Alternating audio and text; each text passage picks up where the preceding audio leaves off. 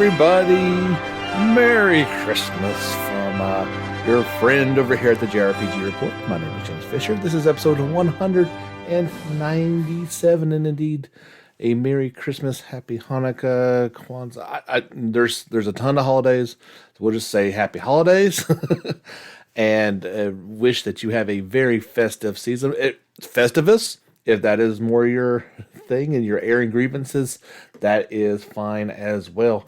Welcome to the podcast. We've got a lot of stories to talk about, but they're kind of little. Like no big things going off this week.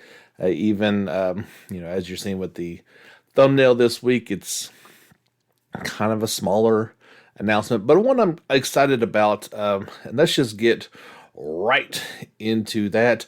When they announced the Final Fantasy Pixel Remaster lineup, of course, one stood out to me, and longtime listeners of the podcast know that Final Fantasy VI, or 3 as it was known at the time that I first played it, has a special place in my heart. I've not picked up the other titles. If there is one that I'm going to pick up, it is most certainly going to be this one, as I've been getting an itch to want to play some of the older games. Anyway, perhaps this is an opportunity, and you can have an opportunity to play it when it is finally released sometime in February. They couldn't quite nail down an exact date just yet, but do know that it is coming in February. It was supposed to make it out this year. They ran into, I don't know what the issues were. The only real thing they said was that it needed some more polish to it, and that's certainly fine. The official release was, in order to bring you the best experience possible, we're allowing the necessary time to apply final polish while finishing development of the game. We will be adding new items for those who pre-order it. We'll go over that in just 1 second. Individually or have purchased the Pixel Remaster bundle on Steam. We look forward to sharing the final title in our Pixel Remaster series with you all early next year, and hope you're looking forward to it. That's the official tweet from Square Enix and the Final Fantasy Twitter page. Of course, this is coming to Steam on PC as well as iOS and Android devices. Pre-orders on Steam will include a special wallpaper and, of course, the soundtrack. We'll go over a bit of that stuff here in just a second. Individually, it will cost you $17.99. If you would rather get that as the bundle, you can save 22%. So you can get all 6 titles right now on Steam for just a few pennies under $75. Not bad for 6 fairly long games. But in addition to that, each one of the titles will have multiple wallpapers and, of course, the official soundtrack, which that's a pretty nice little bonus included in that. In particular with FF6, let's get down to, here are the special soundtracks that are going through. These are if you pre-order it on the Steam page, you will get the Locke's theme Timelapse Remix, which is a new edition, and I'll do my best to pronounce this one, the Rod Mezzo Carietar instrumental. That's a new edition as well. You also get the Timelapse remix for the Decisive Battle, Terra's theme, and Searching for Friends. More on Searching for Friends in just one moment. As in addition to 2 special wallpapers, you get 2 types of the FF1 through 6 Pixel Remaster series wallpaper. Those are new additions. And then 2 wallpapers exclusively for Final Fantasy VI. So that's quite a lot. Of course, back in the day, this game came out with $60, so this is a pretty good deal if you are looking at it just from that aspect. I don't know what a physical copy of it for Super Nintendo would run you nowadays. I'm sure it would not be very cheap. This is, the game itself has been available when it came back on PS1. Then you could get it as a PS1 Classic as well, in addition to its various mobile offerings. This looks like to be a pretty good version of it, and one that I'll have to at least strongly consider picking up in February. We mentioned searching for friends only because if you guys recall back when Remake came out, they had those little music boxes that came out with Eris theme on it. There was another one too. I can't recall off the top of my head what the just the main theme title to it. They're very little, but they're very cool. So Square Enix is releasing new music boxes. They will be $17.99 each. This is Japan and North America. So that's kind of cool. Sometimes these things are just in Japan. You can pre-order them on the North American Square Enix store. They will arrive sometime in August of 2022.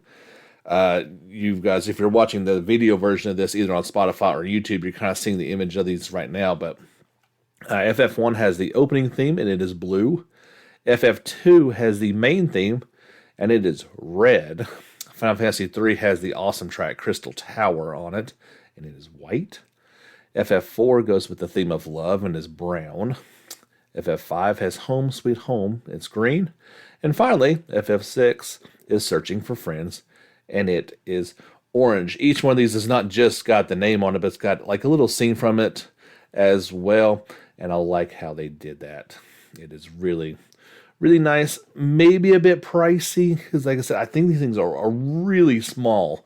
But it's kind of a nice addition to your collection, especially if you got those ones and you're looking to keep going with that. We've got a bunch more Final Fantasy news that we'll cover later on in the podcast. Compile Heart has released a new trailer for Hybrid Dimension Neptunia Sisters vs. Sisters. This is dubbed the Next Stage version 1.02 Hard Drive Divinity. This is available, of course, on our YouTube channel if you're wanting to check it out in its entirety. Now, this has got some of the same content as the previous trailer, but it does have a few new updates, including details on the Sisters Special Limited Edition that is coming. In it, you will get the box, of course, a note from Netgear, 52-page visual book, soundtrack CD, and Netgear and Uni lovey-dovey poster. There you go. Still no confirmation this thing is coming to the West. It's only a matter of time, in my opinion. But as of right now, Hyperdimension Neptunia Sisters vs. Sisters is due out for PS5 and PS4 on April the 21st, 2022. In Japan, shaping up to be a pretty cool little game. I couldn't find it officially anywhere. It has been reported on Famitsu and just not been translated yet. So one of our YouTube subscribers mentioned to me that this was indeed a sequel of sorts to Hyperdimension Neptunia 7 or V2, or however you're supposed to pronounce it. But I was looking for some confirmation, some more information about that. Couldn't dig it up, but that is what I was told, and it kind of makes sense that it would be a sequel of sorts.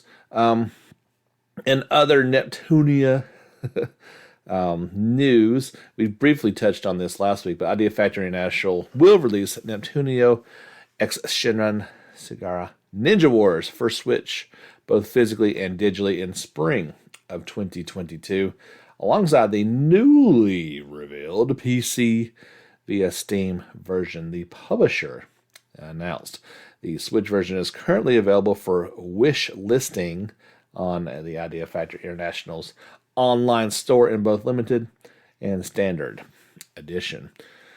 In Japan, it's due out on March the 17th for Switch. Of course, this one is already out for PS4 everywhere. So, but it's coming. That's not, we talk about that fairly often, that games, when they come out for Switch, that's usually when it comes out for PC as well. We saw this with all the Cold Steel titles, but it's getting better. I can foresee a day that PC will launch alongside the other ones, but it's just not quite there just yet. It was an interesting survey that popped up, and I shared this over on Twitter and I believe on Facebook as well, from our friends over at Atlas. they put out a product poll. The questions pertain to a variety of goods that people would like to see from what intellectual properties they wanted to see. So, of course, we've got all the Persona stuff that's out there, but they wanted to know if you wanted stuff from 13 Sentinels, Aegis Rim, Snowboard Kids, though it is, or the Trauma Center series. So basically, you go through the poll and you choose which games you want to see more products from, and then it'll take that information and say, okay, what products do you want to see from this? So it was pretty cool. I went through it, and to be honest, there wasn't a whole lot other than Persona that I was really all that interested in it. But if that is something that you would like to see from other Atlas games, you definitely will want to follow those links and fill that out, because let's be frank, that's one of the best ways to tell publishers directly some of the things that you would like to see and are willing to pay money for. In other Atlas news, this is borderline shocking. I'll be honest. Yes, we're talking about a mobile game, but just hear me out on this one. So, right now, in Japan only, the War of the Visions Final Fantasy Brave Exvius game will have a collaboration event with Persona 5 Royal. Yeah, that's something we've never said before, and very rarely does this happen between companies like this. But yeah, so starting to yesterday, December 22nd, and until the end of January, in the Japanese version of the game, this has not been confirmed for the West yet, but players will be able to obtain versions of Joker, Queen, and Violet, otherwise known as oh gosh. Kasumi. I don't know why she was Violet in Japan, which I don't know. I feel like we would have been fine without changing the name. So I don't know. Anyway, yeah, so that's a huge event between Square Enix and Atlas. I will keep you posted if this comes to the West. I know there'd be tons of people who would like to see that happen. Maybe once this event wraps up, or rather, there's an event going on right now with FF15 in the game, and that will run until December 28th. So maybe they're just waiting for that to wrap up, and they'll launch this one. I don't know. It's a type of thing that I'd like to see more of done correctly. This seems to be a pretty cool way of doing that. If this gets announced, I will tell you a little bit more. But for right now, it just seems like this could be kind of just a special Japan thing. But definitely good, and maybe we'll see some more things like that coming along soon.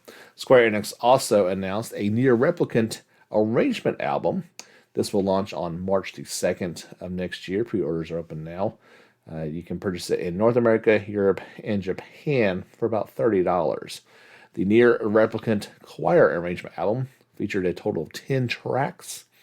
And there's various things. That's a bit steep, $3 a pop for songs. But if it's something that you are looking to get on there, just get over to the, I'm assuming this is on the Square Enix website, that you can pre-order that on. If you love the music, this might be a way to support it a little more directly. This is the first additions to the game that I can recall. Maybe this has happened before, but publisher Modus Games and developers Dreams Unincorporated and SYCK have released a new content update for Christ Tales.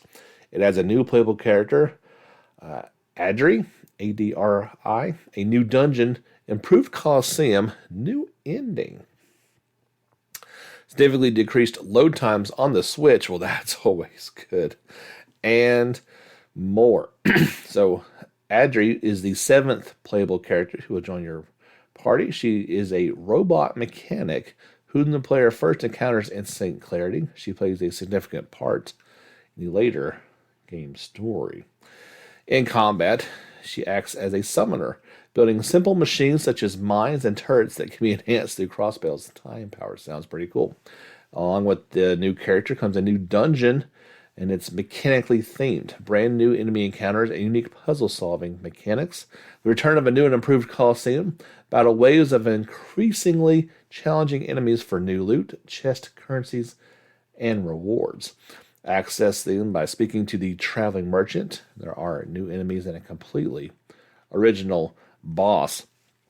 In addition, there's some general updates. Completion of the new game content of new content introduces a completely new cutscene and new ending for the game. New content is accessible in the late game, and players who have already completed the game can just load their most recent save to experience the new content. So yeah, it's good stuff to say the least. Of course, there was additional patch notes, and then patch notes specifically for the Switch, and that should greatly help things out and make things a little bit easier. This is one of those games that I was really excited about, and I just haven't got to it. I've been in a bit of a I'm sorry. We always joke if you are a Monty Python fan, and in particular, we are big Flying Circus fans here in this household, and I feel like I'm stuck in a rut. In a gaming rut. I just haven't really been able to get into anything here lately. The holidays combined with football in my life has they just kind of take over this time of year, and gaming has taken a backseat, and that's okay. Hey, anything that brings you kind of closer to your family and spending times with others is not a bad thing. By and large, our genre of games tends to be a solitary experience, and there is plenty of time for that. And I'm sure, it's only a matter of time till things turn around. But yeah, once we get through the holidays, I think that'll straighten things out just right. Quickly, do want to mention that if you've been waiting, you've been waiting a long time if you have been, for Mary Skelter 2 to come to PC, well, your wait is at least closer to the end than it was at the beginning. A release date has not been announced, but yes, in fact, it is coming. Ghostlight will release a PC version of the game. It includes the original game, Mary Skelter Nightmare, so you need to get both of those. Guys, this game came out back on PS4 in 2018, the Switch in 2019, so PC owners have been waiting a while for this, and once I get a definite date, I'll pass along to you, but at least know that it is, in fact, coming. Getting a delay is the science fiction social deduction RPG Nosa. It was supposed to come out in 2021. Somebody looked at the calendar and said, guys, we got a week. Is this game going to make it? And they said no. And so that has been pushed back from 2021 to right now, just saying early 2022. The decision was made to allow extra time for additional fine-tuning with the aim of delivering the same feel the critically acclaimed Vita and Switch versions. They got to get it just right on PC before they are going to do it. Of course, they offered their sincerest apologies, who've been looking forward to playing it, and will make a separate announcement when the final release date is fixed. Of course, if it is something that is keeping the game from being enjoyed properly, always a good thing to get a delay rather than some sort of broken experience. And we're flying through this Christmas Eve edition of the podcast. Not going to be a ton more to talk about, but we do have some fun things to chat about, including news that total worldwide shipments and digital sales for Bravely Default 2 have surpassed 1 million units. Square Enix announced there was a very cool piece of commemorative artwork. I love it when they do that. Anytime they reach a milestone, you get some cool piece of artwork to celebrate, and it says 1 million and then the words thanks with an exclamation point to commemorate the milestone. The game will be available at 30% off on the Switch starting today in Japan, and PC via Steam today, December 23rd. I can confirm that. I clicked on their link in the article, and indeed it's for PC. It is 30% off. I do not know if it's on sale for Switch outside Japan or not. I couldn't confirm that bit of information, but you're more than welcome to try and see. It can't hurt to try, and it's a great game. I haven't played that much into it, but I certainly enjoyed what time I did play. It is absolutely worth $60. So if you get it on sale, even more kudos to you. A game I can also tell you that is on for sale. I don't know the percentage of it. Oh no, there it is. Amazon. Psh, always getting percentages. If you had waited on Shin Megami Tensei 5, you can pick up the standard edition of it right now for $35. That is 41% off retail price. You're not going to get it before Christmas, but let's say, hey, you get a Amazon gift card or just, one of those Visa gift cards. $35 is hard to believe. I can't tell you for certain when it's going to be on sale until, but right now, today, December 23rd, it is absolutely on sale. Go check it out. And kind of, here's some other Square Enix news. We got a bunch of Square Enix news. So they filed an English trademark for the mobile version of not mobile version, but the mobile game Octopath Traveler: Champions of the Continent. They filed this back on December the 8th. Now the game launched in October of 2020. Japan has yet to be announced for the West. This seems like the type of thing that you would do if you were planning on making this a worldwide launch. But this was just a Gemitsu tweeted this information that it wasn't even really a story because it's not really a story yet. But I did want to at least pass that along if you saw this come out in Japan, like, hey, are we going to get it? It does seem like it. Once I get complete confirmation for it, I will let you know. We talked a bit about the underperforming sequel sales of Neo: The World Ends With You, and it does sound like that may affect the future of the series. In an interview, producer Tohiko Hirano and series director Tatsuya Kondo talked about the future of the series. And here was his statement.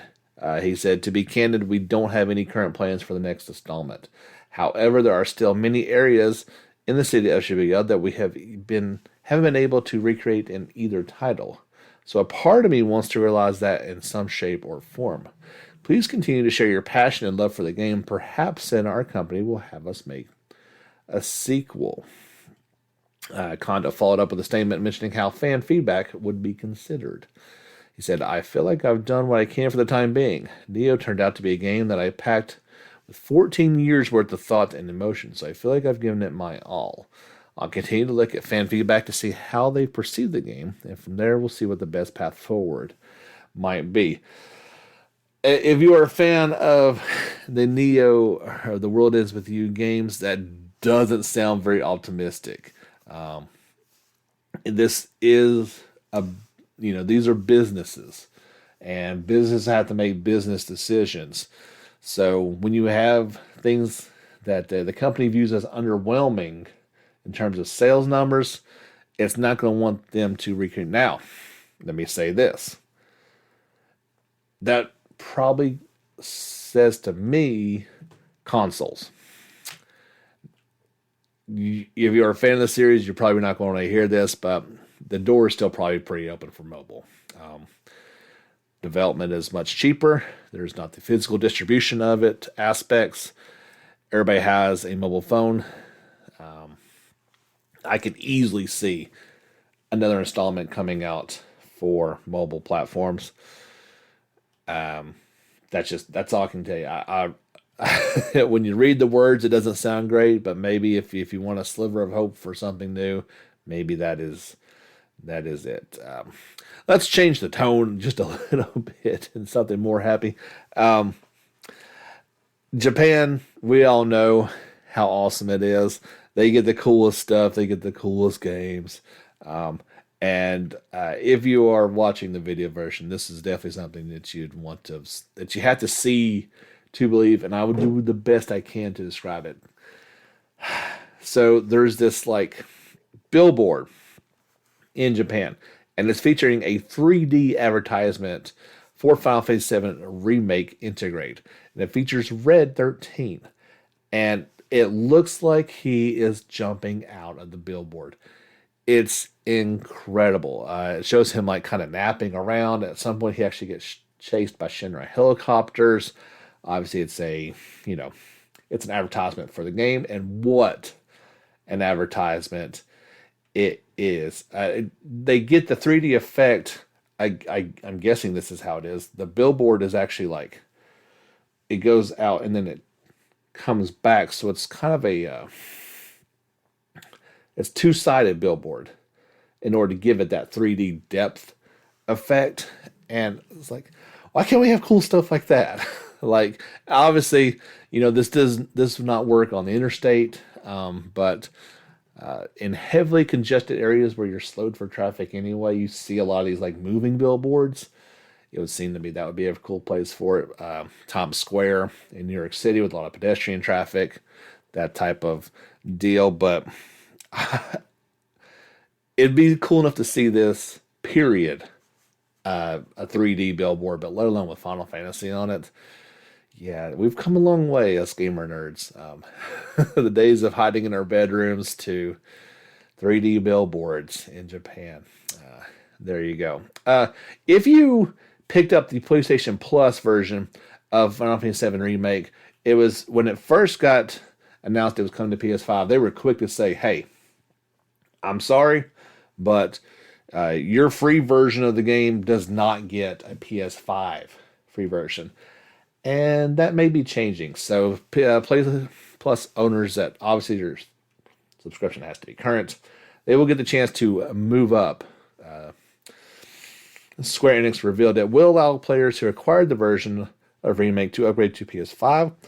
This is supposed to be available as of right now, December 22nd. There you go. So you can also get the intermission DLC that's supposed to be going on sale for $14.99. So see if that happens or not. So yeah, if you had that version you've been holding out, you may be able to upgrade as of right now. At least that's according to this article. That is what you are able to do as of now. When FF7 came to PS5, there was a bunch of DLC items that came along with it. Maybe the last one, I'm not sure for sure. But another item that you can now get for free DLC is the Seraphic earrings for PS5. This was originally, I think, a Red Bull promotion thing. Remember they did the Butterfinger thing? They also did apparently a Red Bull things. The earrings end up being distributed as a raffle, which was exclusive to Japan, but now they are available to international consumers. Now, these are a pretty significant item. And when I shared this on both Twitter and Facebook, there was some question marks and very uncertain. It's a revival item. And especially on the harder difficulties, this would prove to be something pretty vital, as it does give you auto life. And it's not one of these like one-time deals. It's not going to shatter upon use. And so the obvious first question was, is this unlimited automatic revivals? And I cannot speak to that as I have not used this items. However, auto life is once per battle.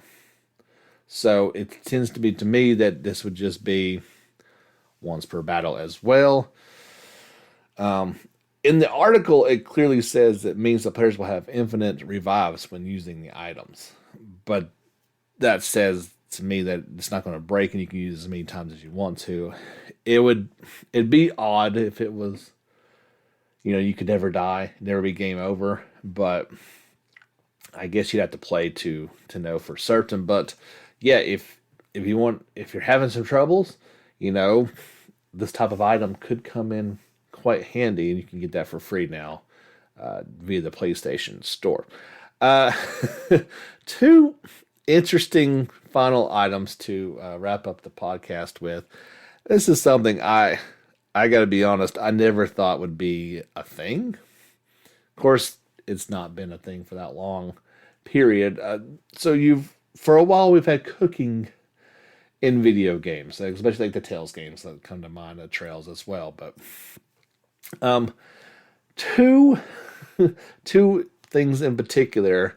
There are going to be physical copies of it, not just digital, but for Tales of Arise and Final Fantasy XIV, they're going to have cookbooks. I, okay, I'll admit during Final Fantasy 15, some of those dishes looked pretty good.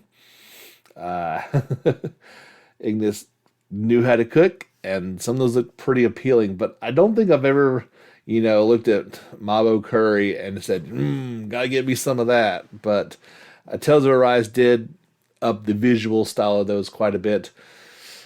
And coming soon, even for North America, mostly digital, but there are some physical copies going to be out there. There's going to be cookbooks for these things. So if you enjoy the items in both Tales of Arise and Final Fantasy XIV, and I'm sure others and more to come, you'll be able to cook them on your own. Like I said, that is not a story I thought I'd ever read, but that is where we are right now. It's pretty cool, that's for sure. It's just a little bit odd.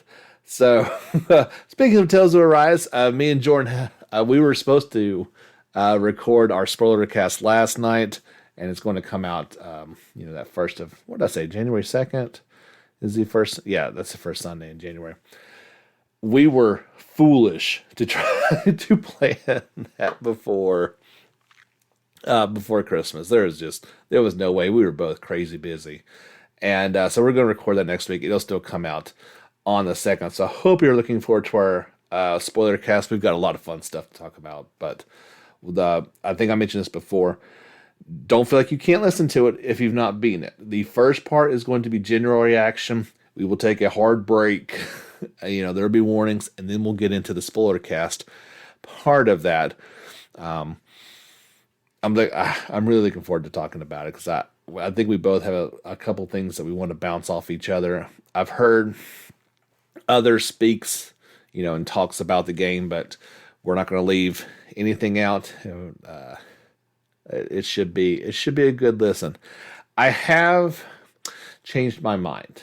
So for a while, I've been talking up subscriptions, and in particular, that Sunday specials were going to be subscription only. I've, at least today, and I don't foresee it coming back, but I've had a change of heart, and I don't think that's really the direction I want to take the podcast in.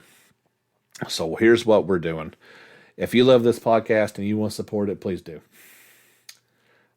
We are just going to focus with Patreon. I'm not going through Anchor anymore. There's different levels on Patreon. Maybe I can set up a few more to give more options for you. But we've got 8 amazing individuals that support this podcast over there. I can't thank them enough for the support they give us and encouragement. If you want to be a part of it, the cheapest level I think is $2. I would really appreciate it. And that's what we're going to do. I want to create more content. I want to do Sunday specials again. I love to talk with people and record those. I love to do the soundtracks. I think that's a really cool thing to just pop in there and listen to from time to time. But I can't. One other part of this is I can't commit to creating extra each week. So in light of that, we're just going to simplify things. So, yeah. I've gone back and forth about it a couple of times. I feel like this is the best course forward. I love to do exclusive stuff and make people pay for it, but I don't feel like it's the right thing to do. I don't want to have ads. I want to have people support this podcast who really love it. If this means a lot to you each week, if producing content on YouTube for you to watch is something that you really enjoy, please consider supporting it. I'm trying to make this a more viable side business. It's with 8 people. Obviously, that's not really quite there yet, but yeah, we're going to give it a shot this year, and we're going to see where it takes us. We're going to try to do some other things to bring in some revenue, but it comes down to you guys. If you love what you hear, I really would appreciate it. But that's going to do it. Episode 197 in the books. Hard to believe, just a couple more before 200, and just one more, 2 more, one more before 2022. I'm planning on next week doing. I really don't anticipate much of any news, so I think next week will probably be our Game of the Year / 2022 look ahead episode. It seems like it's a good time to do it. There probably will be some news, of course, but probably not a ton of stuff. And so it'd be fun to look back as well as look ahead next week to what to expect and what's going to make it Game of the Year. I think I know what it's going to be, but I guess you never quite know until the words come out of our mouth. So that'll do it. Join back with us next week. Until then, I wish you very happy holidays and Merry Christmas to each and every one of you. Thank you so much, and we will see you back again next week. But until then, get back out there and level up.